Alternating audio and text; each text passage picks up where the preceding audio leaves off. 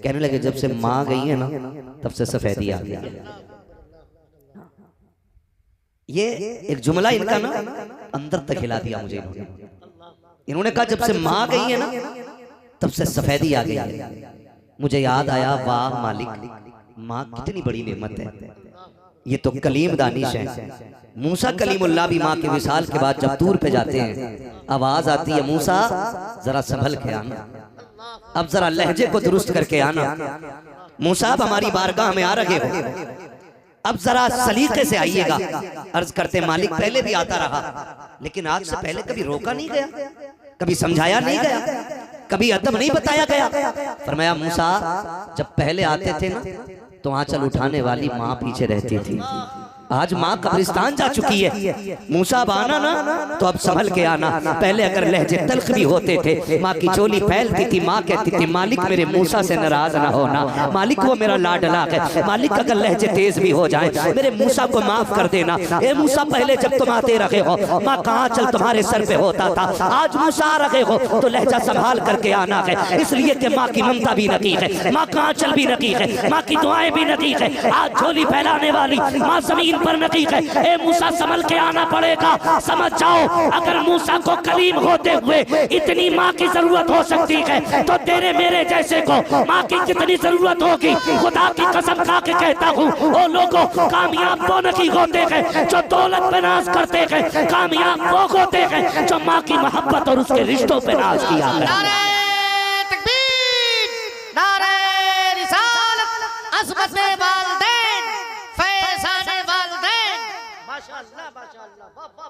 ओ भाई बहुत ज्यादा उम्र नहीं है कलीम दानिश साहब की, ये बैठे आज मैंने इनके पीछे ये बात बयान की है। खुदारा एक एक नौजवान से कह के जाऊंगा, तकरीरें आपने बहुत सुन ली, अच्छे लहजे भी सुन लिए, दो बातें इस फकीर की भी सुन लो ताकि खुदा करे मिलाद वाले के सदक़े में आज के बाद किसी माँ की आंख में आंसू ना आए।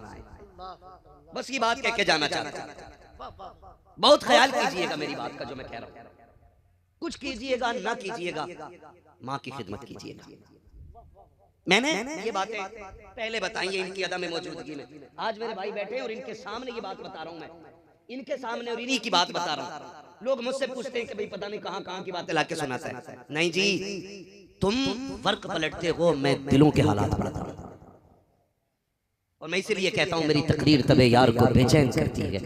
सबब क्या है, वही कहता हूं जो दिल पर गुजरती है। हाँ, मुझे नहीं मालूम है किस किताब कवर का कितना अच्छा होता है, लेकिन मैं जानता हूं जिसे चेहरा पढ़ना नहीं आता उसे कुछ भी पढ़ना नहीं आता। कभी तन्हाई में बैठा करो, कभी सोचा करो, कभी फिक्रें लगाया करो, कभी लोगों की भीड़ में बैठा करो। हाँ, मैं अल्लाह की इज्जत की कसम खा के कहता हूं कभी कभी महफिलें इतनी बड़ी सामने होती, हजारों लोग होते लेकिन दिल जिंदा नजर नहीं आते।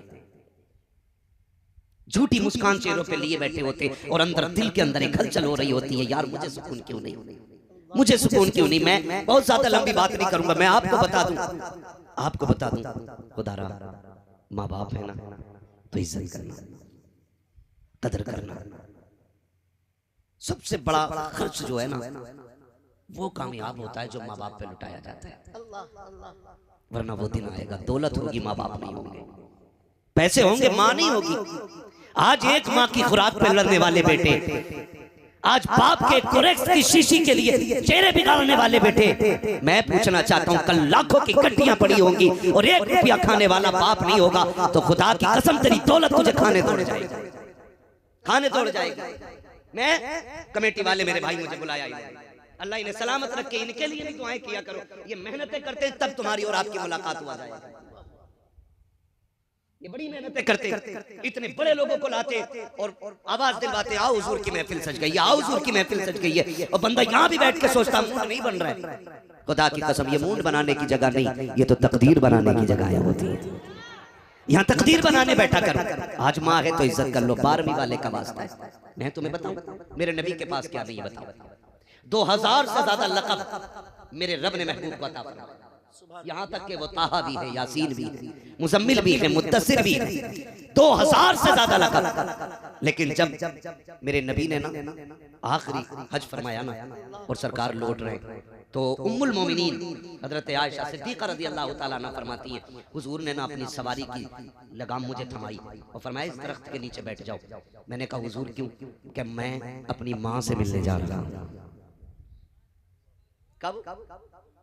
हज्जतुल वदा के मौके पर मेरे आका वापस हो रहे हैं, गुलामों से कहा चलो मैं आ जाऊंगा। उम्मुल मोमिनीन खदीजतुल कुबरा कहती हैं, मुस्तफ़ा ने मुझे बैठाया, कहा आयशा का जी या रसूल अल्लाह का, जब तक मैं ना कहूँ यहाँ से उठना नहीं है। कहती है सरकार पे कुर्बान जाऊँ, सरकार मेरी नजरों से दूर जाते रखे, यहाँ तक कि आका करीम एक टीले पे चढ़े और चढ़ करके मुझसे आड़ में हो गए। जब मुझसे छुप गए ना सरकार, थोड़ी देर गुजरी कि आका की हिचकियों की आवाज आई। कहा सरकार इस दर्द से रो रखे थे कि मैं चाहती थी कि सरकार की ये सवारी छोड़ो और जाके आका को तसल्ली दूं, मेरा महबूब इस दर्द से क्यों रो रहा है। कहती लेकिन आका का हुक्म था, उठना नकीक़े में बैठी रह गई। थोड़ी देर के बाद सरकार पलट करके आए। कहती जब आए तो मेरे मुस्तफ़ा मुस्कुरा रखे थे। मैंने कहा मेरे महबूब मेरे माँ बाप कुर्बान हो जाएं। सरकार बताए तो सही, अभी इस दर्द से रो रखे थे, वो आवाज किसकी थी और अब मुस्कुराते हुए आ रखे गए। आका ये मुस्कुराने की वजह क्या है? तब मेरे नबी ने कहा था आयशा मैं अपनी माँ से मिलकर आ रहा हूँ। कहा रोए किस लिए? कहा जब मैं माँ की कब्र अनवर पे गया, आज मेरे दिल में ख्याल आया था काश आज मेरी माँ आमिना जिंदा होती।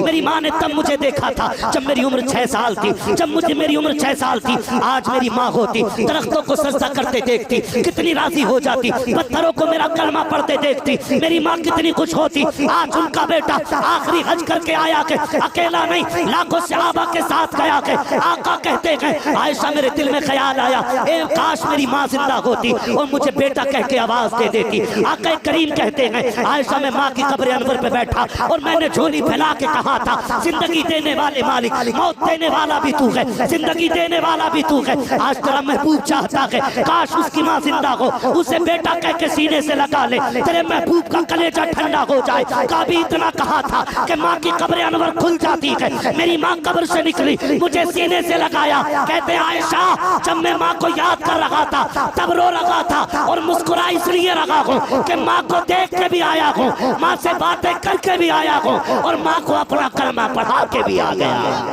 नारे तकबीर, नारे रिसालत, मसके आला हजरत फैज़ान सरकार ताजुश शरिया, नारे तकबीर।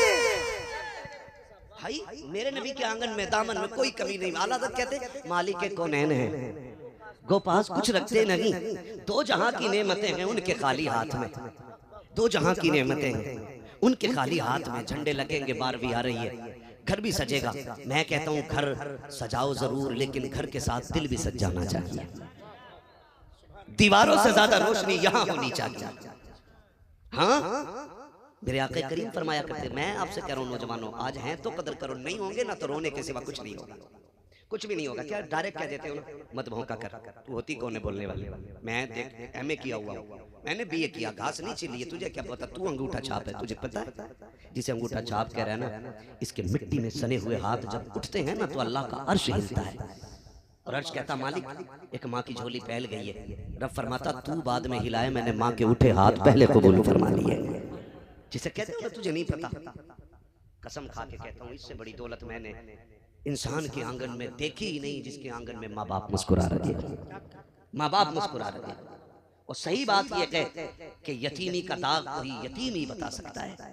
माँ के बगैर जीने का मतलब वही बेटा बता सकता है जिसने माँ को कंधा लगा के कब्रिस्तान तक पहुंचा दिया हो, जिसकी जन्नत घर में अभी उसे क्या पता माँ के बगैर जिंदगी क्या होती है। माँ के बगैर मेरा महबूब देखे मेरा नबी आका करीम अक्सर इस बात का जिक्र फरमाते थे, कहते थे सहाबा मुझे माँ की एक बात बड़ी याद आती है। हुजूर कहते थे इस बात को, मेरे नबी कहते थे वो कि मेराज की रात सारे नबी जिसके पीछे हाथ बांध के खड़े, वो नबी कहते कहते आका कहते थे मेरी माँ की मुझे एक बात बहुत याद आती, और हुजूर ये कहते कहते रोने लग जाते थे। सहाबा कहते थे हुजूर कौन सी बात? कहते मैंने 4 साल अम्मा हलीमा के पास गुजारे, 2 साल माँ के साथ रहा। कहते लेकिन सहाबा आज भी एक बात मुझे रुलाती है। कहा जब मेरी माँ फुर्सत में होती और मैं माँ के पास होता ना तो मेरी माँ लेटती ना तो बाजू पे मेरा सर रखती, जो माँओं की आदत होती है। हुजूर कहते मेरी माँ बाजू पे सर रखती, मेरी उम्र 5-6 साल होती और ऐसे करके दुपट्टा रख के मेरी माँ ना मुंह पे अपने और मुझसे मुंह छुपा के रोती। कहते मैं कान लगा के सुनता, मेरी माँ कहती थी मालिक मेरा बेटा यतीम हो गया पैदा होने से पहले, अगर मैं चली गई मालिक मेरे बेटे का क्या बनेगा? अल्लाह मेरे बेटे पे अपने कर्म की बारिशें फरमाना। हुजूर ये कहते कहते रोते थे, कहते थे मेरी माँ को कितनी फिक्र रहा करती थी मेरी। और आज बेटा कहता था तुम होते कौन पूछने वाले, क्या 12 बजे आऊं कि 3 बजे आऊं, मैं 1 बजे आऊं, मेरी मर्जी है। माँ खाना लगाती है, खाना सुनो जवानों, माँ खाना लगा देती है और बेटे की यार की घंटी बज जाती है फोन की, बेटा खाना छोड़ के भागता। माँ बूढ़ी कहती है लल्ला खाना छोड़ के नहीं जाते बेटे, दस्तरखान से नहीं उठते बेटे, खा के जाया कर। कहता अभी आया। और माँ इतनी सादा थी, रात के 1 बजे तक तेरी राह में बैठी रह गई। तूने चौक में जाके बिरयानियां खाई, पेट भर के खाया, लेकिन तुझे पता है माँ को यही फिक्र थी अभी मेरा लाल नहीं आया, मेरा लाल नहीं आया। रात को 1 बजे तू आया। उसने कहा कहाँ था अब तक? कहता तू होती कौन है पूछने वाली?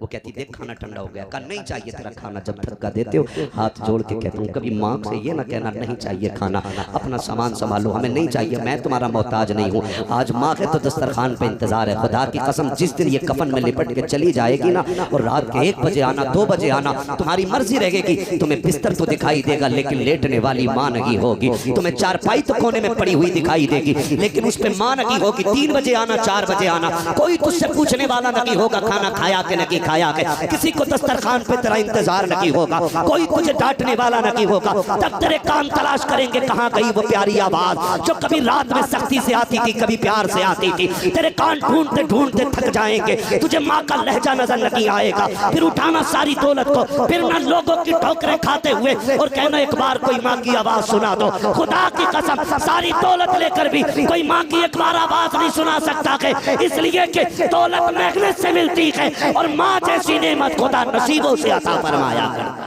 नारे तकबीर, नारे रिसालत, अज़मत वालिदैन, अल्लामा मुफ्ती हम्माद रजा साहब मुला मुरादाबादी, सरजमीन जलालाबाद। ये नहीं होंगे ना तो फिर रोगे, फिर एहसास होता है। ये बैठे, मैंने ये बात जलसे में कई बार बयान की है। कारी इसराइल मसूदी, मैं कलीम दानिश भाई बताऊं, मैं कानपुर गया, इन्होंने मुझे फोन किया अहमद भाई कानपुर आ रहे, मैंने कहा हाँ आ रहा हूँ। सुने माँ क्या होती है, बहुत गौर से सुनिएगा, अल्लाह आपको सलामत रखे। जरूरी नहीं है 10 घंटे तकरीर हो और असर ना हो तो मैं समझता हूँ फायदा नहीं। मेरा मानना ये 5 मिनट बात हो जाए और किसी एक बात पे भी अमल हो जाए, खुदा की कसम मैं समझता हूँ कि जिंदगी भर की इबादत काम आ गई है। बस आखिरी बात समझ के सुन ले मेरी बात, मैं सुनाने लगा हूँ। यही इसराइल मसूदी साहब है कानपुर, उन्होंने मुझसे कहा सुने माँ क्या होती है। तवज्जो है भाई पीछे वालों की, नाराज तो नहीं बैठे ना कोई, खुदा आपको राजी रखे और खुश रखे। बड़ी बड़ी दूर से मेरे भाई आए थे, शाहजहांपुर कहाँ से लोग आए, अल्लाह सबके सफर को अपनी बारगाह में कबूल फरमा ले, और जो जितनी दूर से चल करके आया है अल्लाह उसे बेहिसाब अजर और नेमतें अता फरमाए। मुझे इन्होंने फोन किया, सुनो भाई कदर कर लो, माँ की कदर कर लो। इन्होंने मुझे फोन किया, कहने लगे अम्माद भाई कानपुर में हो। मैंने कहा हाँ, कहा जाए ना जरा। मैंने कहा क्या बात है? कहा जाए मैंने एक नया मकान लिया है, नया मकान लिया है। मैंने कहा फिर? कहा कि आप जरा आ जाएं देख ले मकान को। ये इनकी मोहब्बत है, मैं चला गया, वो इनके मकान में गया, वो मुझे लेके गए, बैठे थे, इन्होंने बात छेड़ दी। कहने लगे मैं जब सबसे पहली बार कानपुर आया था 2-3 महीने मैं घर नहीं जा सका था, तो कहते मेरे माँ बाप मुझसे मिलने के लिए कानपुर चल के आ गए थे। कहाँ? इनका नानपारा के पास अपना गाँव है। कहते वहाँ से मेरी माँ मुझसे मिलने के लिए कानपुर आई, और कहते मेरी माँ चाहती थी कि बेटे के साथ कम से कम एक रात गुजारे, 24 घंटे गुजारे। तो ये कहते कहते रोने लगे, कहने लगे जब माँ ही थी तो मकान नहीं था। कहते मैं माँ को बातें पहला फुसला के बस में बैठाया, कहने लगे आज मकान है लेकिन माँ नहीं है।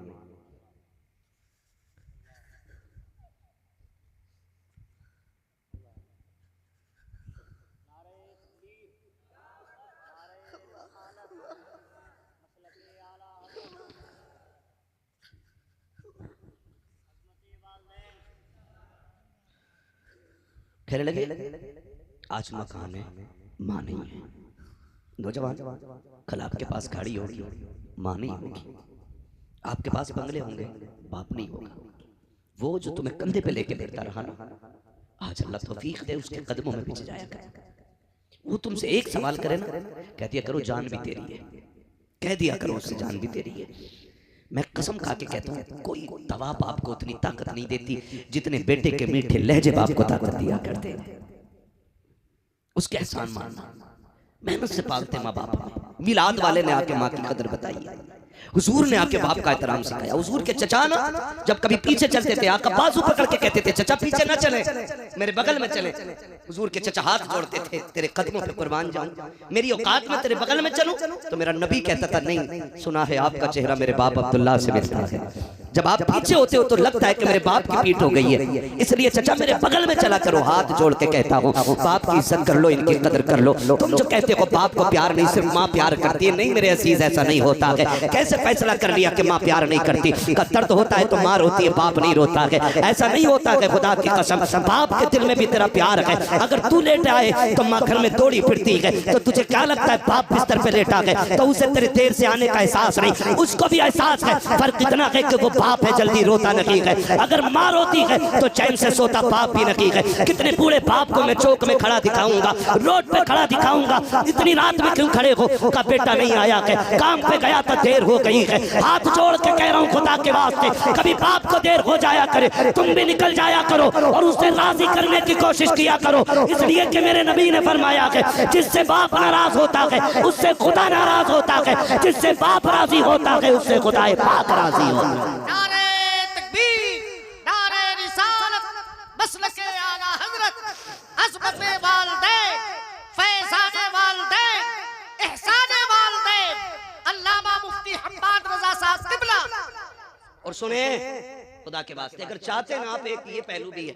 एक तो ये पहलू है कि औलाद माँ बाप की फरमाबरदारी करे, और एक पहलू ये है कि माँ बाप औलाद को फरमाबरदार बनाए। इस पहलू पे बात करने के लिए 100 बातों की एक बात है, अपने बच्चों को रोजी हलाल खिलाइए। हराम की, बेईमानी की, लूटी हुई, चोरी की, झूठ की दौलत बच्चों को ना खिलाना, वरना कल तेरे सामने ये जूता लेके खड़े होंगे, फिर कोई मौलवी और पीर का तावीज काम नहीं करेगा। इसलिए कि जब रगों में खून हराम का होता है ना, तो फिर गर्दन में पड़ा हुआ तावीज काम नहीं आता है। अपने बच्चों को लुक़्मे हलाल खिलाइएगा। मैं नौजवान मेरे सामने बैठे, आपसे मेरी गुजारिश है, जल्दी अमीर बनने के चक्कर में शॉर्टकट यूज न करें। अक्सर शॉर्टकट जो है हराम की तरफ लेके जाता है। हाँ, बिल्कुल नहीं। खालिक कौन? बोले मेरे भाई, जल्दी से बोले। खालिक कौन? और जोर से। खालिक कौन? मालिक कौन? रज़ाक कौन? रज़ाक कौन? जोर से। रज़ाक कौन? अल्लाह। रोज़ी देने वाला कौन? अल्लाह। जिंदगी देने वाला कौन? मौत देने वाला कौन? महबूब को पैदा करने वाला कौन? आला हज़रत ने हमें हम्द का तरीका बताया, कहते हैं वही रब है जिसने तुझको। अब तक हमने ना बचपन में जो बहारे उर्दू पढ़ी, तामीर उर्दू पढ़ी, इनमें क्या था? बकरी गाय भैंस बनाई, खाने को दी दूध मलाई, है ना? इस तरह से हम्द कराई जाती थी, है ना? मकाम हम्द में दूध मलाई याद आया लोगों को, बकरी गाय याद आई, लेकिन मेरे इमाम ने मकाम हम्द में किस ज़ात का नाम रखा है, कहते हैं वही रब है जिसने तुझको हमतन करम बनाया। गोया बताना चाह रहे हैं रब वो है जो मोहम्मद का भी रब है सल्लल्लाहु अलैहि वसल्लम। और हुजूर का रब होना कोई मजाल बात नहीं, हल्की बात नहीं है। मोहम्मद का रब सल्लल्लाहु अलैहि वसल्लम, मेरे महबूब का रब। हाँ, कितना बड़ी जात है मेरे रब की जिसने मोहम्मद जैसा महबूब अता किया है ना? आला हज़रत कहते हैं वही रब है जिसने तुझको हमतन करम बनाया, हमें भीख मांगने को तेरा रास्ता बताया। तुझे हमद है खुदाया, तुझे हमद है खुदाया। वक़वारी पाके मरियम व नफ़ख्तु फीह का दम है अजब निशान आज़म मगर आमना गजाया। वही सबसे अफजल आया, वही सबसे अफजल आया। तुझे हमद है खुदाया, तुझे हमद है खुदाया। यही बोले सिदरा वाले, ये चमने जहाँ के थाले सभी मैंने छान डाले, तेरे पाए का न पाया। तुझे यक ने यक बनाया, तुझे यक ने यक बनाया। तुझे हमद है खुदाया, तुझे हमद है खुदाया। अरे ऐ खुदा के बंदो, कोई मेरे दिल को ढूंढो, अभी पास था मेरे तो अभी क्या हुआ खुदाया। फिर कहते हैं आके हमें ऐ रज़ा तेरे दिल का पता चला बमुश्किल, तेरे रोज़ा के मुकाबिल हमें वो नजर तो आया। ये न पूछ कैसा पाया, ये न पूछ कैसा पाया। तुझे हमद है खुदाया, तुझे हमद है खुदाया। अब सारी दुनिया कहती है, डालती कल्ब में अज़मत मुस्तफ़ा सैयदी आला हज़रत पे लाखों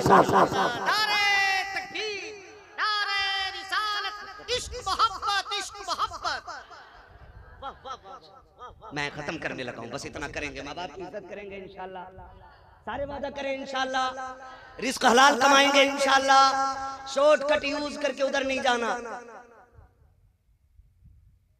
ये मेरा भाई गुजरात से आया सुनने के लिए, मेरे इस भाई ने कहा है कि 10 मिनट और बोलो।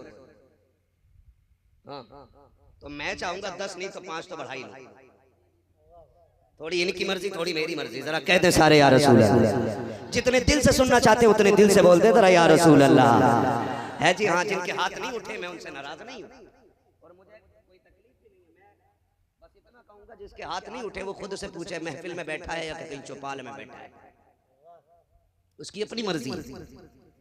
और मैं ये भी नहीं कहूंगा हाथ उठ जाए तो फालिज नहीं होता है, बीमारियां भी खुदा की नेमत होती है। और ये बात तो नहीं कहनी चाहिए हाथ उठा लो नबी के नाम पे कभी फालिज नहीं होगा। आप कौन होते हो जी? जब इमाम बूसीरी जैसा शख्स बीमार हो सकता है, जब खालिद बिन वलीद जैसे शख्स को बीमारी लग सकती है, तो तू कौन होता है यहाँ ठेका बांटने वाला? और ना ये बात समझ में नहीं आती। और दूसरी ये बात जो कहते हैं कि हुजूर आने वाले हैं, वो आएंगे मदीने से, तू घर से चल के आ। हुजूर आका है, हाकिम है, माकूम नहीं है, मालिक है। हम कौन होते हैं फैसला करने वाले कि वो आ ही जाएंगे? और मालिक की अपनी मर्जी होती है, वो चाहे तो आके देख ले और चाहे तो वहीं से नजर उठा के देख ले। नजर उठा के देख ले और चाहे तो आके देख ले। याद रखिएगा, आका करीम है हमारे। कौन है आका हमारे? जोर से कौन? और जोर से आला हज़रत क्या कहते हैं? फुर्सतें दी है खुदा ने दामने महबूब को, जुर्म खुलते जाएंगे, आका छुपाते जाएंगे। हाँ, ये मेरा इमाम कह रहा है, जुर्म खुलते जाएंगे, आका छुपाते जाएंगे। और मैं कह रहा हूँ हुजूर करीम है। कभी ऐसा होता है कि वो महफिल सजने से पहले आ जाते हैं, और कभी ऐसा होता है कि वो महफिल खत्म होने के बाद आते हैं। मर्जी है उनकी। मुझे बात याद आ गई, जिन्होंने दिल से ये महफिल सजाई है ना, उनके लिए ये बात बता रहा हूँ। बंदा बड़ा गरीब था, 12वीं का महीना चल रहा है। वो बंदा बड़ा गरीब था, मोची था, जूते सिलता था। उसके दिल में आई यार दुनिया हुजूर की 12वीं मनाती है, एक दिन मैं भी मनाऊंगा जी। कई बरस तक वो इकट्ठा करता रहा पाई पाई करके। एक दिन उसने लंगर लगा दिया हुजूर के नाम का। उसने कहा रात को महफिल सजेगी, अब लंगर चल रहा है। और सुनते हो ना, जब महफिल शुरू हो गई ना, लोग आना शुरू हुए, तो वो गेट पे ना पट्टा बिछा के बैठ गया, गेट पे। और जो भी आता ना उसके पैर छूता और चूम लेता, यूं छूता और चूम लेता। और किसी ने कहा भाई माफ करिए, क्या कर रहा है? उसने कहा सुना है जब महफिल सजती है तो हुजूर आया करते हैं। पता नहीं हुजूर आए और चले जाएं, मुझे खबर ना हो, इसलिए हर पैर को छू रहा हूं, धोखे ही से सही, कम से कम हुजूर के पैरों तक हाथ पहुंच जाए। ये इश्क के अपने अपने रंग होते हैं। महफिल खत्म हो गई, जलसा सज गया, लोग अपने अपने घर चले गए। 3 दिन के बाद जिन मौलाना लोगों ने तकरीर की थी उनसे मुलाकात हुई, उनके पैर चूम के कहने लगा जी तुम्हारा करम मेरा काम आसान हो गया। कहा क्या? कहा तुम मिलाद पढ़ के आए, मुझे हुजूर की ज़ियारत हो गई है। कहा क्या? कि जब सब अपने अपने घर चले गए, मैं भी बिस्तर पे लेटा, मेरी आंख लगी तो ख्वाब में हुजूर आए और मुझसे मुसाफा करके कहने लगे सुन, जितने तेरी महफिल में आए तो सबको खबर दे दे, तू भी बख्शा गया है, सारे आने वाले भी बख्श दिए गए। हुजूर करीम है। कभी वो महफिल खत्म होने के बाद आ सकते हैं, और वो चाहें तो पहले भी आ सकते हैं। उनकी महफिल होना तो फिर दिल से होनी चाहिए। और मैं एक बात अक्सर कहता हूँ, दिल से जो बात निकलती है असर रखती है, पर नहीं ताकत परवाज मगर रखती है। वल्लाह वो सुन लेंगे, फरियाद को पहुंचेंगे, इतना भी तो हो कोई जो आ करे दिल से। कितने लोगों ने मदीना शरीफ देखा है? बता दे जरा। महफिल में कितने लोगों ने देखा मदीना शरीफ? अच्छा, पक्के मकान कितने लोगों के? जरा हाथ उठा के बता दे। पक्के मकान कितने लोगों के? वाह जी वाह, वाह जी वाह। अल्लाह तुम्हारे मकान और पक्के कर दे। मुझे इससे कोई जलन नहीं है। किचन में आप 10 लाख लगा लेते हो, 2 लाख लगा के वो मदीना नहीं देखने जा सकते जिस मदीने को देखने की हर फरिश्ते के सीने में तमन्ना रहती है। मैं बंदों की बात क्या कर रहा हूं, है ना? तो आप बैठे, खुदा आपको सलामत रखे। बस मैं बात पूरी करने लगा हूँ। रज़्ज़ाक़ कौन है? सबक याद है ना? रज़्ज़ाक़ कौन है? सारे अपने रब का नाम ले लें। पता नहीं कब से नहीं पुकारा, और खुदा करे ये वो घड़ी हो जिसमें मकबूलियत की हवा चल लगी हो, और अपने रब को जोर से पुकारे। रज़्ज़ाक़ कौन है? माशाअल्लाह। खालिक कौन है? मालिक कौन है?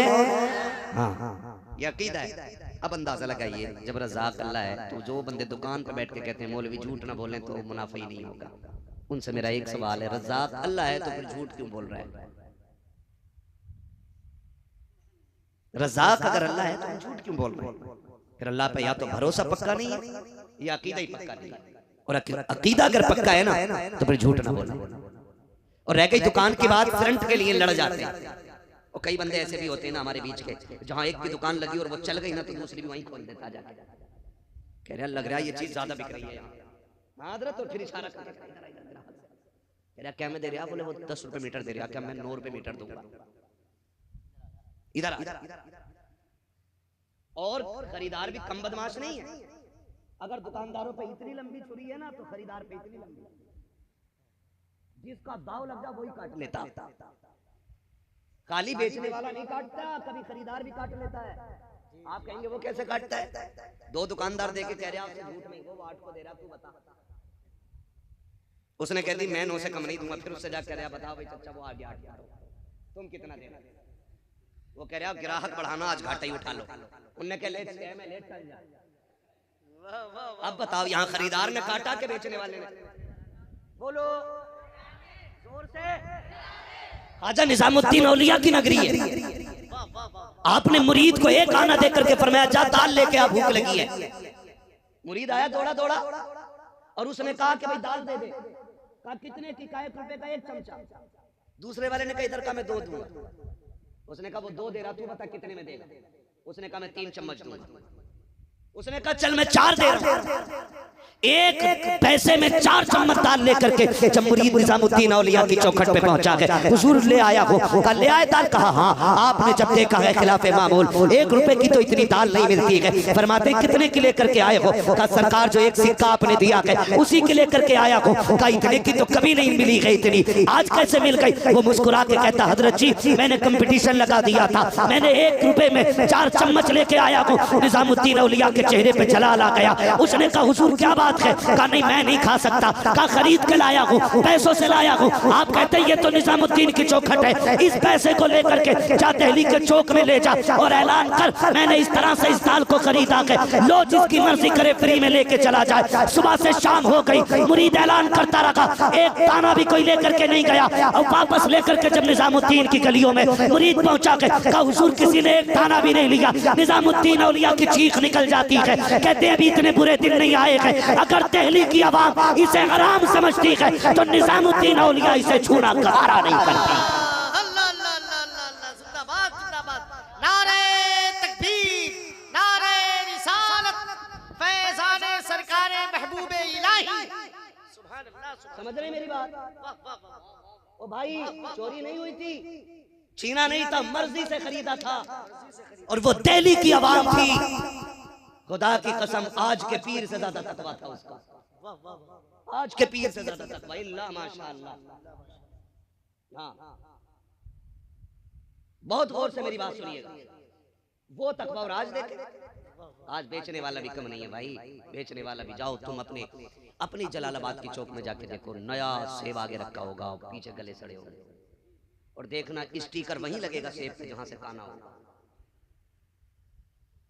240 रुपए किलो है, 280 रुपए किलो है, 290 रुपए किलो है। भाई जरा गैरत कर। जरूरी नहीं है सब करोड़पति आते हो, कुछ ऐसे भी आते हैं जो जिंदगी में कभी सेब ना खरीद सके। बच्चे कह देते हैं अब्बा हमने सेब नहीं खाया। वो बेचारा मंडी से लौटते टाइम 500 रुपए आज ओवर टाइम करके कमाए। कहा आज 1 किलो सेब लेके जाना। ठेले पे आया, उसने सीधा दिल दे दिया, लो जी 280 रुपए किलो तो अच्छा ही देगा। इसने 2 सेब आगे के उठाए और 4-5 नीचे के निकाल के गले सड़े डाल दिए। गरीब खुशी खुशी घर लेके गया। सुनते रहिएगा, गरीब लेकर के गया, उसने जाके बच्चों में तकसीम कर दिए। 5 सेब, 3 बच्चे, 2 मियाँ बीवी। जैसे बच्चे ने पहला सेब काटा, बजी ये तो अंदर से गला हुआ निकला है। माँ ने अपने हिस्से का सेब दे दिया, ले बेटे मुझे सेब अच्छा नहीं लगता है। खुदा की कसम माँ का लहजा कितना मीठा होता है, कितना प्यारा झूठ माँ बोल देती है। जब देखा बेटे के हिस्से का सेब खराब हो गया है, उसने अपने हिस्से का दे दिया। कहा बेटे ये मैं सेब नहीं खाती हूँ, मैंने तो बस ले लिया था, ये कह के बेटे को दे दिया। दूसरे बच्चे का गला निकला। हाथ जोड़ के गुजारिश करना चाहता हूँ, दुकानदार हो तो धोखा न देना। तुमने तो उसके 280 रुपए जेब में डाले, अपने बच्चों में खुशी खुशी आ गए। तुम्हें तो ये था गरीब को पता नहीं चला, लेकिन जब तूने काने गले पे हाथ उठाया था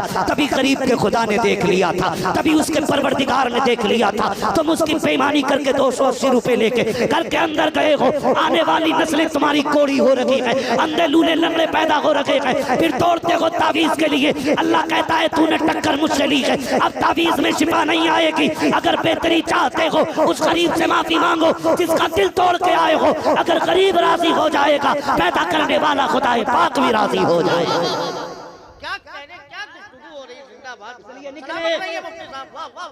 इसलिए निकले। नारे तकबीर, नारे रिसालत, मसलके आला हज़रत फैज़ाने सरकारी ताजुश शरिया। नारे तकबीर। सुबह डॉक्टर से मिलना है, टाइम बहुत ज्यादा हो गया।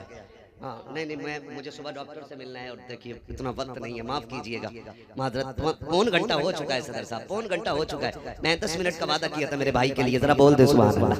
बात समझ में आ गई ना इंशाल्लाह। किसी के साथ धोखा, बोलो धोखा, जोर से धोखा, और अपने भाई को नीचा दिखा करके कभी ऊंचा नहीं बनेंगे। याद रखिएगा, हमेशा जीत जाना जीत नहीं होती है, कभी हार जाना भी जीत होती है ना। अरे भाई बस प्लीज मेहरबानी करें, 10 मिनट जरा तवज्जो कर ले, बस मैं बात समझ रहा हूँ। भाई बैठ जाइए। देखिए मुझे आप थोड़ा सा पहले बैठा देते हैं अपना, तो मैं खुल के बात कर लेता हूँ। मैं फिर भी अपने वक्त से इंसाफ कर रहा हूँ। मैं पौन घंटे के करीब सुई जा चुकी है, तवज्जो है, बस सारी मैं बात खत्म करने लगूँ। बस बैठ जाइए मेरे भाई, प्लीज बैठ जाइए, मेहरबानी करें। अभी मेरी बात खत्म नहीं हुई है, बस मैं समझाना चाहता हूँ। बोले जरा जोर से या रसूल अल्लाह। अभी सारे नहीं बोलने, जरा बोल दें या रसूल अल्लाह। मुझे नहीं लगना चाहिए कि 3 बजने को है, बंदा थकने को है, नहीं है ना। ऐसा होना चाहिए सारी दुनिया को नींद आ गई है, उनका दीवाना बेदार है। आप ही फैसला कीजिए या नबी, कौन जन्नत का हकदार है ना। ये बच्चे बैठे, मैं खुदा की कसम खा के कहता हूँ, मैं खाली इस बच्चे के जागने पे पूरी तकरीर कर जाऊँ। इस बच्चे के जागने पे, इसकी कोई उम्र है, ये बैठा है, इसको तो शूर तक नहीं होगा कि क्या रिश्ते होते हैं, क्या ताल्लुक होते हैं। मगर आमीना के लाल तेरी मोहब्बतों पे कुर्बान जाऊँ, तेरा इश्क है बच्चे तो क्या, तुझसे तो पत्थर भी प्यार करने लगते हैं, तुझसे तो पत्थर भी प्यार करने लगते हैं। ये बच्चा बैठा है, हर महफिल का बंदा यही सोच के बैठा होगा, सुना है आप हर आशिक के घर तशरीफ लाते हैं। इतनी थक के ना बोले कि मैं इन्ना लिल्लाह पढ़ गया। सुना है आप हर आशिक के घर, मेरे घर में भी हो जाए चरागा, मेरे घर में भी हो जाए चरागा, मेरे घर में भी हो जाए चरागा है जी, तो किसी को धोखा नहीं देंगे इंशाल्लाह। रज़्ज़ाक़ कौन है? जोर से, रज़्ज़ाक़ कौन है? अल्लाह है। अकीदा कैसा पक्का होना चाहिए? अकीदा इतना पक्का रखो, एक बंदे ने ना अंदर दुकान खोल ली जाकर, मैन मार्केट में नहीं थी, अंदर ला के उसने दुकान खोल ली। दूसरा दोस्त मिलने के लिए गया, कहने लगा यहाँ दुकान खोली है। कहा क्यों? कहा सबकी दुकान वहाँ बाजार में, तू अंदर खोले बैठा है, यहाँ कौन आएगा? उसने सीधी सी बात की, उसने कहा बता यहाँ मौत आएगी कि नहीं? कहा हाँ आ जाएगी। कहा मौत लेने कौन आता है? मैं कहा मौत का फरिश्ता। तो उसने कहा यार खुद ही सोच, अगर यहाँ मौत का फरिश्ता आ सकता है तो फिर रोजी वाला फरिश्ता क्यों नहीं आ सकता है ना। मौत का फरिश्ता क्यों नहीं आ सकता? तो भाई अल्लाह पे भरोसा करके बैठे, अल्लाह पे भरोसा। हमने सोचा था ये कुर्सियां मिलेंगी, कोई नेकियां थी हमारी, कोई अमल था, कोई सजदे हमने एक्स्ट्रा कर लिए थे जो ये इज्जतें मिलती। नहीं जी, अल्लाह पे भरोसा रखो, वो उतनी बुलंदियां देता है जहां बंदे का कयास नहीं जाता है। वाकई आपको ही नहीं होगा मेरे भाई, मेहरबानी करें मुझ पर रहम खाएं, मुझे डॉक्टर से मिलना है। मैं खाली अगर मुझे घर जाना होता ना मैं कोई मसला नहीं करता, बस मुझसे फरमाइश की थी मेरे भाइयों ने हुजूर का शजरा पढ़ दिया जाए। 12वीं रात भी है, 12वीं की रात आने वाली है, हुजूर की विलादत का महीना आ गया है, मैं हुजूर का शजरा पढ़ने लगा हूं। पहले वादा करो इंशाल्लाह रोजी हलाल कमाएंगे, वादा करें इंशाल्लाह हराम से बचेंगे, बेईमानी से बचेंगे, ईमानदारी की खाएंगे और झूम के कहेंगे खाते हैं तेरे दर का। अजीब अजीब बंदा है, हराम से पूरी बिल्डिंग बना ली, ब्याज लेके पूरा मकान बना के कह रहा हाजा मिन फजले रब्बी। हराम से पूरी बिल्डिंग खड़ी कर ली, गेट पे लिख रहा है हाजा मिन फजले रब्बी, सारा पैसा हराम का लगा। मुझे बता अगर तू शराब पे जमजम लिख देगा तो क्या वो शराब जमजम बन जाएगी? लठिया बराबर चलनी है, तू चाहे पूरा कुरान लिखवा ले दीवारों पे। हाँ, और जब कभी ख्याल आया करे ना हमें ना, असल में हमने सोशल मीडिया ने हमें इतना अंधा कर दिया कि हमें एक लग्जरी लाइफ की भूख लग गई है। मेरी जिंदगी यूं हो, मैं यूं हूं, मैं यूं हूं, लोग यूं करें, लोग यूं करें। टेढ़ा करते करते अल्लाह इतना लट फेरेगा कि कमर सीधी करने वाला नसीब नहीं होगा। इसलिए बच जाओ मेरे भाई, निकल जाओ सादा जिंदगी। इस्लाम ऐसा मजहब है जिसमें कोई मुश्किल काम है ही नहीं। मुश्किल तो हमने कर ली है ना, अजान जहां हो जाए वहां नमाज पढ़ लो, कितना आसान है ना, कितना आसान है। जवान हो जाओ बस कबूल कबूल कहो 3 बार में निकाह पक्का, कितना आसान है ना। और हमने कितना मुश्किल कर लिया, 10 लाख देगा तो भी आ करूंगा, बाल सफेद आगे मेहंदी लगा लगा के काले कर रहा। जब जवान था तो 20 लाख के लिए मर रहा था, और जब बूढ़ा हो गया तो कह रहा कोई बताओ ना कोई लोनिया ही मिल जाए ढंग की। अब उम्र निकल गई तो कह रहा बस लोनिया ही मिल जा, ठीक है ना, ढंग की अभी ढंग की लगी है। जब उम्र 45 की आ गई तो कह रहे करा दो निकाह बस लड़की हो। फिर यहाँ आ जाता है करीम भाई के बस लड़की हो चाहे जैसी, मैं रड़ुआ नहीं मरना चाहता। तो ये मुश्किल हमने पैदा की है ना, अल्लाह ने तो आसान किया। आसान किया है ना भाई। हम ख्वाब देखते हैं ना हम एसी में, लेकिन जिंदगी तो जितनी नेचुरल होगी उतनी अच्छी होती है, जितनी नेचुरल होगी। मिट्टी पे लेटने वाले आसानी से बीमार नहीं होते, और गद्दों पे सोने वालों को कभी सुकून की नींद नहीं आती। वो कितनी प्यारी बात कही थी, फुटपाथ पे सो जाते हैं अखबार बिछाकर, मजदूर कभी नींद की गोली नहीं खाते, इसलिए कि पैसों से गद्दे खरीदे जाते हैं, नींदें नहीं। नींदें रब की रहमत से आया करती हैं। किसी का इतना दिल न दुखाना कि नींद ना आए, किसी को इतना न सताना के 7,000 27,000 47,000 के स्लीप वेल के गद्दे पे भी कमर सीधी ना हो। इतनी दुआएं ले लेना कि पत्थर पे भी लेटे तो खुदा की रहमतें थपकियां देने लग जाए। इतनी दुआएं लेके मरना है हमें, बस हुजूर का शजरा सुन ले और ज़ारे कह दे या रसूल अल्लाह। ऐसे नहीं, इतनी जोर से नहीं भाई। देखो मुझे एक तो आखिर में आपने टाइम दिया, और इतने आखिर में दिया कि बस आखिरत ही हो गई है ना।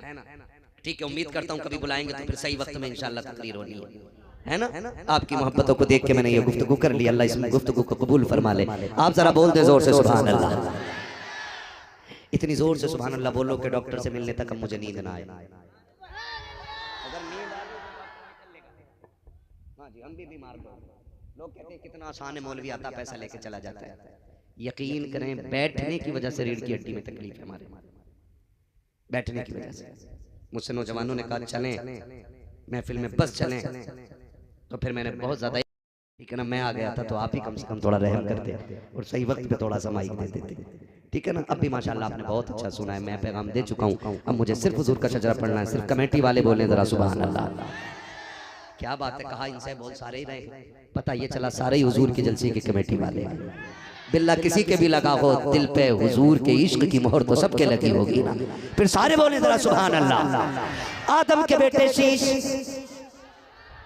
ऐसे नहीं ऐसे नहीं ऐसे नहीं, हवा इधर से आई इधर निकल गई। सारा साथ दे और मेरा साथ सुने। एक मिनट पे भाई मैं बात समझा दूं जरा। मेरा हाथ का इशारा हो तो आप समझ जाना। क्या समझोगे ना, मौलवी की सांस फंस रही है, सुभान अल्लाह बोलो ताकि वो सांस ले ले। बात साफ सुथरी कलीम भाई अच्छी रहती है, खाली नेकी का झांसा दे के अपना काम नहीं निकालना। अपना मतलब भी बयान करूंगा, मैं चाहता हूं कि सुभान अल्लाह कहें तो फिर मुझे बीच में सांस मिल जाया करेगी। कितनी जोर से बोलेंगे सुभान अल्लाह, बोले जरा सुभान अल्लाह और जोर से। लीड छोड़ दो भाई, जिस पे भी जगह भी घेर के बैठे हो, लीड भी दबा के बैठे, ठीक है ना। बोले जरा मचल के सुभान अल्लाह। कमेटी वालों अल्लाह आपकी मेहनत कबूल फरमाए, ठीक है ना। आपकी मेहनत अल्लाह करे रंग लाए, और जब महफिलों में दिल लगने लग जाए तो समझ लेना हुजूर की तवज्जो मदीने से इधर हो गई है। ये हमारे बुजुर्ग फरमाते हैं मकबूलियत की अलामत है। बताओ दिल लग रहा है कि नहीं महफिल में, तो समझें हुजूर की तवज्जो महफिल में हो गई है, और ये मकबूलियत की घड़ियां हैं। अल्लाह इन बुजुर्गों के कदमों की बरकत से महफिल कबूल फरमा ले। ये हमारे बड़े लोग हैं, ये सारे सर के ताज हैं सूफी साहब क़िबला, और ये तमाम तरह बाप, और ये हमारे बुजुर्ग बैठे हुए हैं, उलमा बैठे हुए हैं, इन सब की दुआओं को सर का ताज बना के मैं पढ़ रहा हूँ। जरा बोल मेरे बच्चे सुभान अल्लाह। क्या बात है मेरे लाल, अल्लाह तेरे माँ बाप को सलामत रखे और तुझे अल्लाह बेहतर मुस्तकबिल अता करे। अब सारे बोले जरा सुभान अल्लाह। आदम के बेटे शीश, शीश के बेटे अनस, अनस के बेटे कैनान, कैनान के बेटे मेलाइल, मेलाइल के बेटे ब्यारत, ब्यारत के बेटे इदरीस, इदरीस के बेटे मुतवशिक, मुतवशिक के बेटे लबकने के नाम, लबकने के नाम के बेटे नूह, नूह के बेटे साम, साम के बेटे जुल्हाद, जुल्हाद के बेटे शालिद, शालिद के बेटे आबिर, आबिर के बेटे दाता, दाता के बेटे रावा, रावा के बेटे सारू, सारू के बेटे नाखुन, नाखुन के बेटे तारिक, तारिक के बेटे इब्राहिम खलीलुल्लाह, इब्राहिम खलीलुल्लाह के बेटे इस्माइल ज़बीहुल्लाह, इस्माइल ज़बीहुल्लाह के बेटे केदार, केदार के बेटे अवाम, अवाम के बेटे अमल, अमल के बेटे साबित, साबित के बेटे सलमान, सलमान के बेटे रईसा, रईसा के बेटे इलियासा, इलियासा के बेटे ओदोद के बेटे हव्वा, हव्वा के बेटे अदनान, अदनान के बेटे मोहित, मोहित के बेटे नदान, नदान के बेटे मुदिर, मुदिर के बेटे इलियास, इलियास के बेटे मुदरिका, मुदरिका के बेटे खदीमा, खदीमा के बेटे किनाना, किनाना के बेटे नदर, नदर के बेटे मालिक, मालिक के बेटे फार, फार के बेटे गालिब।